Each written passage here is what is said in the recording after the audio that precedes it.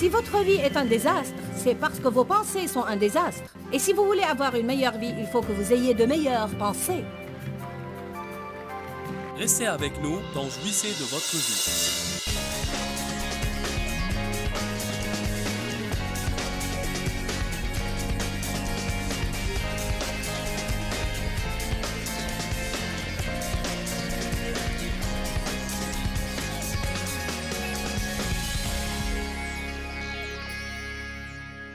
Le Seigneur m'a fait, il y a quelques mois, une déclaration qui me dit beaucoup, et j'espère qu'elle vous dira beaucoup à vous aussi. Là où la pensée va, l'homme la suivra. Peut-être que le meilleur exemple que je puisse donner à cet égard est que si vous deviez passer la soirée ici et vous pensiez tout le temps à un hamburger, alors je vous assure qu'à la fin de cette réunion, vous prendriez un hamburger.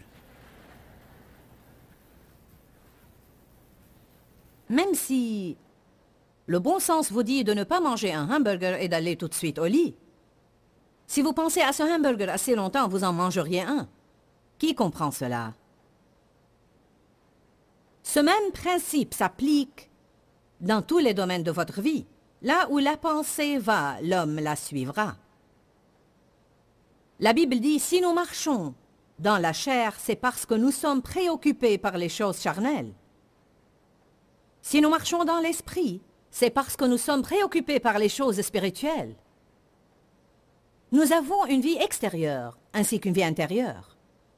Nous avons une vie que tout le monde voit, et nous avons une vie que personne ne voit, sauf Dieu et nous. Et toute pensée que nous avons, Dieu l'entend. Toute pensée que nous avons, Dieu l'entend. Une des grandes transitions dans ma vie spirituelle a eu lieu quand j'ai vraiment pris conscience de cette vie intérieure et du fait que nous pouvons tromper les gens, mais nous ne pouvons pas tromper Dieu. Il dit que c'est la parure intérieure et cachée qui compte pour lui. Ce n'est pas la façon dont nous nous peignons, ni les bijoux que nous portons, ni si tout est assorti et nos cheveux sont bien tressés. Ce n'est pas combien d'écritures nous pouvons citer, ni combien de chapitres nous lisons par jour, ni à combien de séminaires nous allons, ni combien de cassettes de prédication nous avons sur notre étagère. Ce n'est pas combien d'autocollants nous avons sur notre voiture, ni combien de pins Jésus nous épinglons. En fait, les gens sont toujours sujets à des attirails extérieurs pour déclarer qu'ils sont chrétiens. Mais le Seigneur n'est vraiment pas impressionné par tout ça. Pas vraiment. Je ne dis pas qu'il est avec ou contre ça. Je crois qu'il est bien de faire certaines choses qui montrent au monde « Hé, je suis chrétien !» Mais vaut mieux ne pas dire ça si vous ne menez pas une vraie vie chrétienne. Parce que ça vous causera plus de problèmes de dire ça que de vous taire. Amen. Parce que le monde cherche des prétextes pour accuser l'Église et dire « hypocrite ».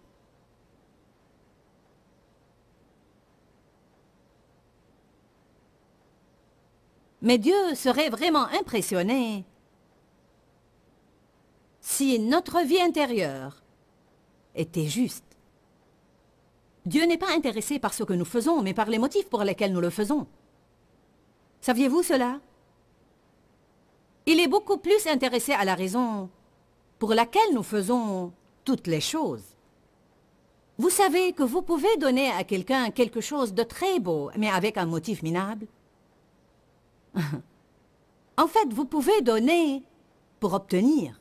Vous pouvez donner quelque chose à quelqu'un pour trouver grâce à ses yeux, ou pour avoir une promotion, ou pour racheter son amitié, ou pour l'aider à ne plus rester en colère contre vous à cause d'une erreur que vous avez commise. En fait, je crois que quand nous donnons, nous devons donner par amour. Nous devons donner parce que nous voulons donner, parce que nous voulons être une bénédiction, parce que nous voulons aider les autres. Il faut que nous fassions attention dans nos enseignements bibliques modernes, aujourd'hui, de ne pas apprendre aux gens à donner pour obtenir quelque chose. Il faut que nos motifs soient beaucoup plus louables. Nous devons donner parce que nous aimons.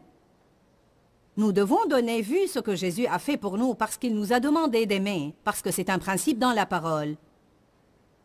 Et pour remercier Dieu pour ce qu'il a fait pour nous, sachant que les lois spirituelles que Dieu a établies sur terre sont agissantes. Alors s'il dit que nous récolterons ce que nous semons, alors quand nous donnons, nous allons récolter. Je crois que nous devons libérer notre foi en donnant nos offrandes. Mais je crois que la loi des semailles et des récoltes est comme celle de la gravité. Si je lance ma Bible en l'air, je n'ai pas à croire qu'elle va tomber. Elle va certainement tomber. Je n'ai pas à me tenir ici et dire « Je crois, je crois, je crois, ah, je crois, je crois ». Elle va certainement tomber. Quand je la lance en l'air, je suis sûre qu'elle va tomber parce que j'ai vu ça je ne sais combien de fois. Nous pouvons faire les choses avec de mauvais motifs et ne pas recevoir la récolte de ce que nous avons semé et que Dieu veut nous donner parce que nos motifs n'étaient pas louables. La Bible dit « Donnez pour que vous soyez une bénédiction à quelqu'un ». Il y a plus de bonheur à donner qu'à recevoir. Et je voudrais bien encourager toute personne ici à apprendre à donner sans aucune condition. Amen. Sans aucune condition. Je ne veux l'argent de personne s'il va essayer de me manipuler avec.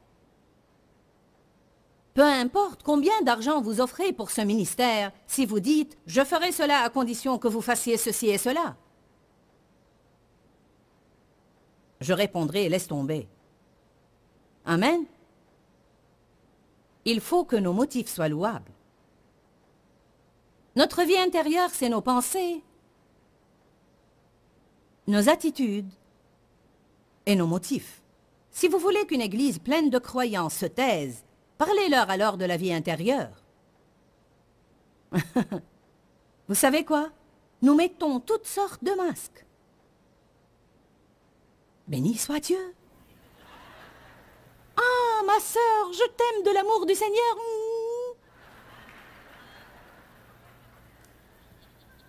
Et peut-être que vous étiez en train de déjeuner avec quelqu'un hier et vous avez parlé de cette pauvre sœur et vous l'avez passée au crible en long et en large. Et voici que vous l'aimez maintenant de l'amour du Seigneur.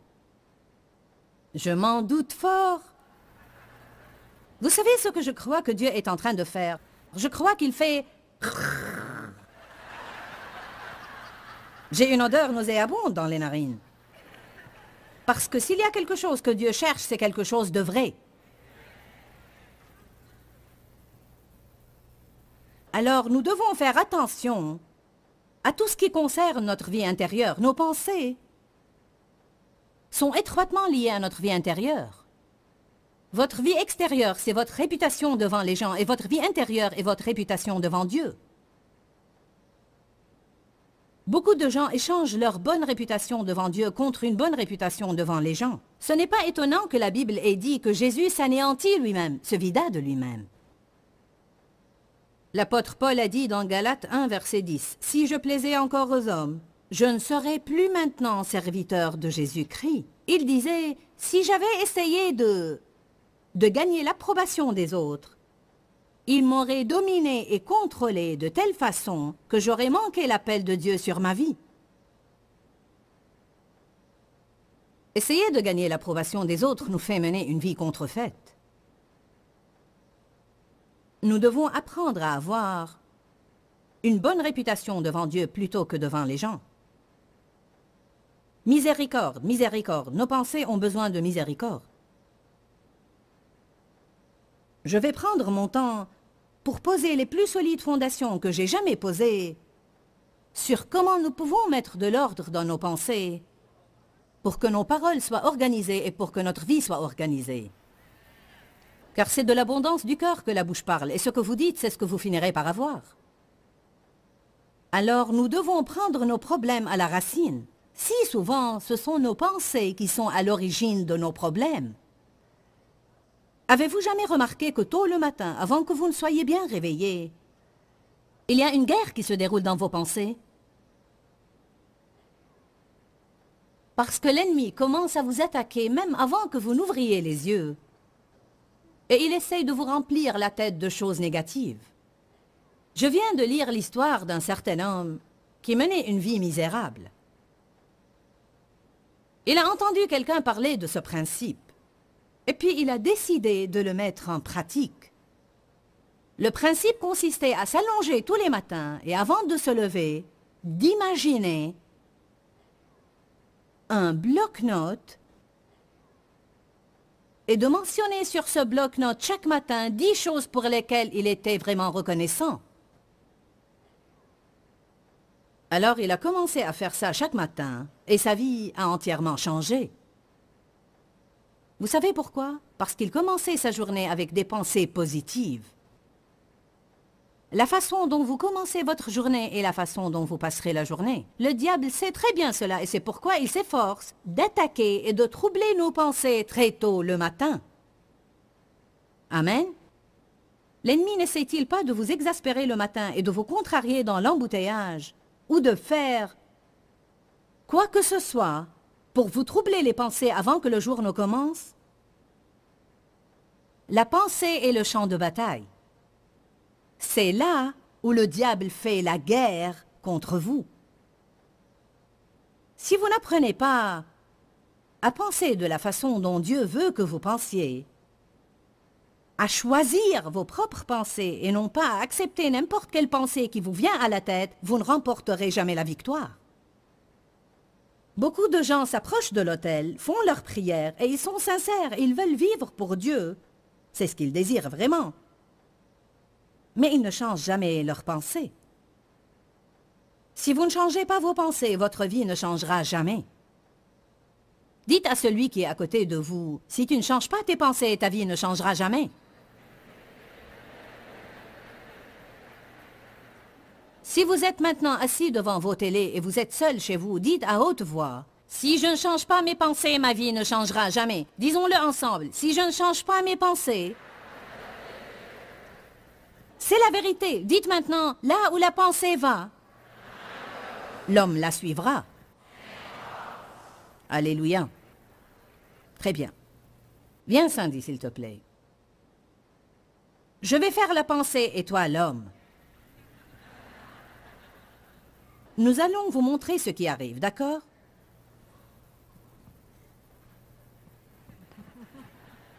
Là où la pensée va,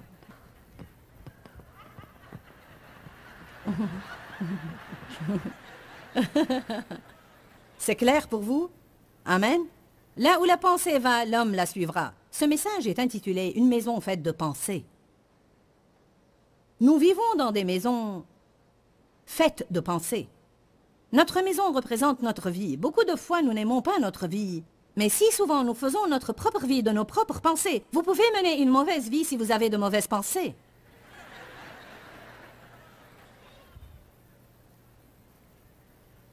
Avez-vous jamais dit à quelqu'un, tu as une mauvaise attitude? Vous savez pourquoi? Parce que si vous entrez à l'intérieur de lui, vous trouverez qu'il a de mauvaises pensées. Il n'est pas difficile de découvrir quelle est la racine de nos problèmes si nous commençons à lire la parole. Jérémie 4, verset 14. « Purifie ton cœur du mal, Jérusalem, afin que tu sois sauvé. Jusqu'à quand garderas-tu dans ton cœur tes pensées iniques? » Wow! Cette écriture est plus claire dans la Bible amplifiée. « Jusqu'à quand abriteras-tu en ton sein tes pensées iniques, coupables et répugnantes? » Vous savez, quand nous restons à méditer en notre intérieur, des choses mauvaises, viles, coléreuses, amères, ce sont des pensées extrêmement répugnantes. Ce sont des pensées iniques. Je crois que même l'inquiétude est insultante pour le Saint-Esprit.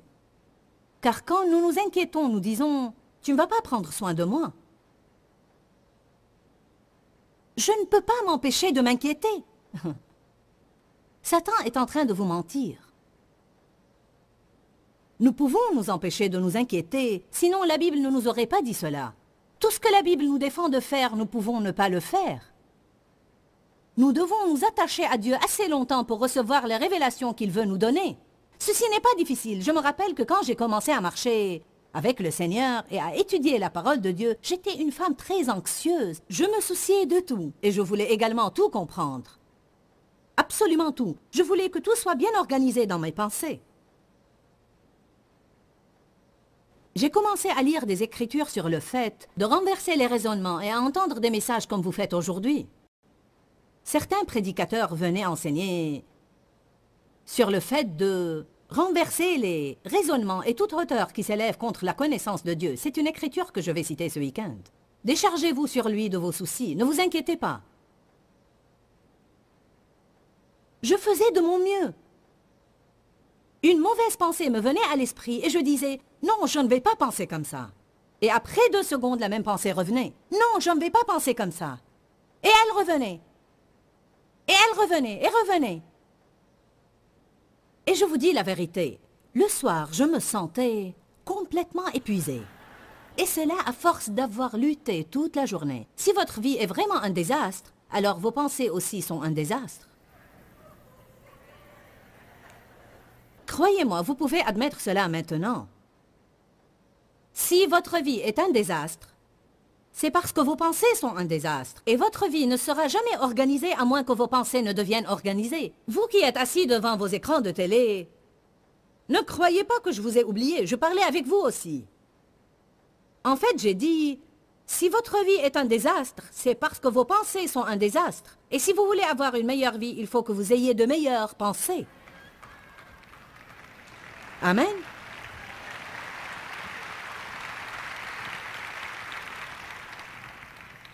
Je me rappelle que j'ai dit un jour, « Dieu, je ne peux pas continuer comme ça jour après jour après jour. Je renverse ces pensées et elles me reviennent à l'esprit. Je les renverse et elles reviennent. Qu'est-ce que je suis censé faire ?»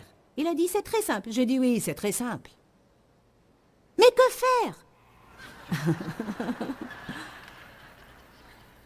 Il a dit, « Pense simplement à autre chose. »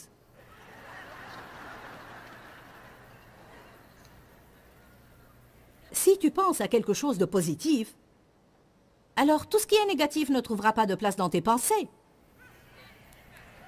Mais si tu restes assise à ne penser à rien, alors les pensées négatives trouveront toujours une place dans ta tête écervelée. Amen. Ça m'était vraiment une révélation que je pouvais choisir de penser à quelque chose de positif et que je ne devais pas attendre que quelque chose de positif me vienne à l'esprit. Si vous attendez que des pensées louables vous viennent à l'esprit, alors vous aurez à attendre longtemps. Je mets devant toi la vie et la mort. Choisis. Vous savez quoi? Si vous ne choisissez pas, le diable choisira à votre place. Je vais répéter ça.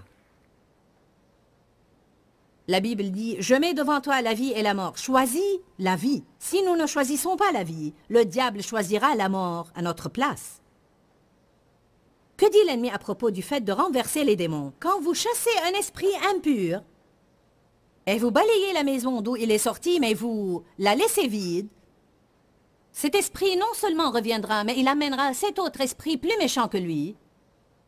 Et la dernière condition de cet homme est pire que la première. Il ne suffit pas de nous débarrasser du problème. Nous devons rapidement le remplacer par des choses positives.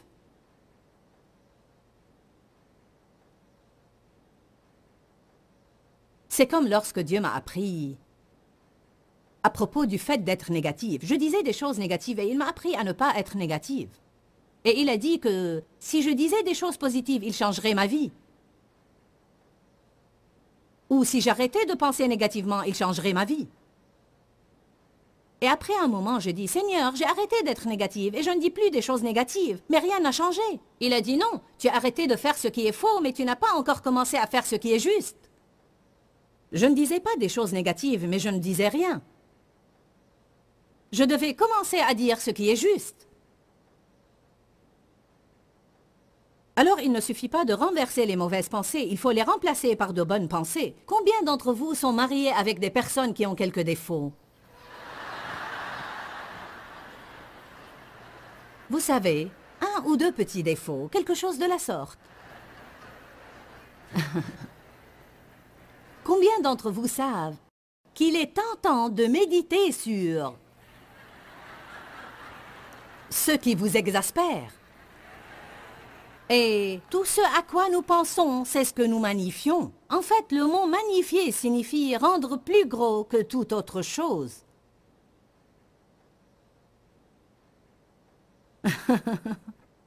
Je vous assure que toute personne mariée dans cette salle pourrait divorcer très facilement si elle restait simplement assise 30 jours à ne rien faire d'autre que méditer sur les défauts de son conjoint.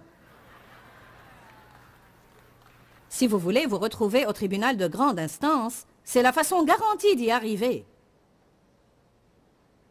Mais si, au contraire, vous ne voulez pas être dans les statistiques parmi ceux qui finissent par divorcer, alors je crois que nous pouvons vous apprendre comment changer la situation. Vous devez exprès choisir de trouver quelque chose de positif dans votre conjoint et d'y penser, et d'y penser, et d'y penser jusqu'à ce qu'il vous soit plus grand que tous ses défauts. J'ai fait une sieste cet après-midi. J'ai pris une habitude, dites tous habitude. J'ai pris l'habitude d'être très reconnaissante et d'exprimer ma reconnaissance au Seigneur. Tous les jours, sans exception, j'écris à toute vitesse, probablement une longue liste, peut-être une liste de 2 mètres de long, de toutes les choses dont je suis reconnaissante. Merci Dieu parce que je prêche ta parole. Je m'allonge sur le lit le matin et je remercie Dieu. J'ai décidé de ne plus harceler Dave, alors j'ai commencé à remercier Dieu pour toutes les choses positives à propos de Dave. Je disais merci Seigneur de m'avoir donné un mari qui prend soin de lui-même, qui est toujours beau comme au premier jour de notre mariage, et qui fait toujours de l'exercice.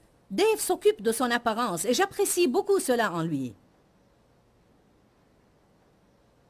Bon, j'apprécie beaucoup le fait qu'il ne reste pas assis tout le week-end à ne pas faire sa toilette, ni se raser, ni se peigner. Je suis seule à la maison avec toi. Hein? Quel est notre problème? Toute femme qui pense « Pourquoi dois-je faire ma toilette? Il n'y a que toi ici. » C'est un grand problème dans beaucoup de mariages. Quand on se marie, on arrête de faire les choses qu'on faisait pour gagner le cœur de notre conjoint.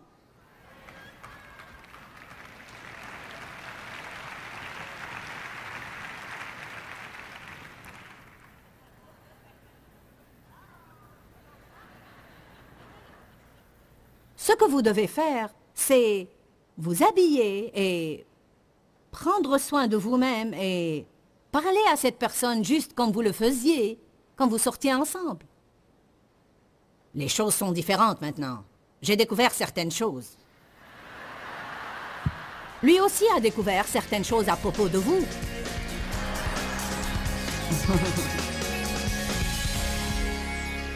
Là où la pensée va, l'homme ira. Quelle merveilleuse déclaration tirée d'une merveilleuse écriture.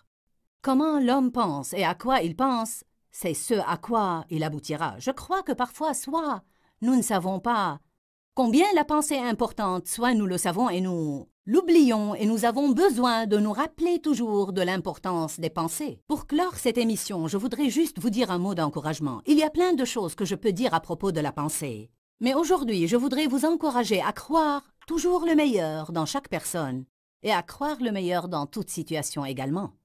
En fait, si nous ne contrôlons pas nos pensées, alors elles auront automatiquement tendance à être négatives. Et Satan aime cela parce qu'il est négatif lui-même et de cette façon, nous nous mettons d'accord avec lui et son plan sera accompli dans notre vie. Je crois que Dieu est positif et la Bible nous apprend dans 1 Corinthiens que l'amour croit toujours le meilleur dans toute personne et dans toute situation. Je ne sais pas par quoi vous passez maintenant ni qui vous confrontez, mais j'ai vraiment senti que c'est une parole dite au moment convenable. Vous pouvez choisir de croire le pire ou de croire le meilleur. Et je vous encourage vraiment à croire le meilleur. Que Dieu vous bénisse. À très bientôt. Quand, Seigneur, quand? Dans ce livret, Joyce Meyer vous apprend à faire confiance au temps de Dieu. Pour obtenir ce livret gratuitement, écrivez-nous à Joyce Meyer, boîte postale 40095-6300, Larnaca, Chypre. Ou bien visitez notre site web www.joycemeyer.org/fr.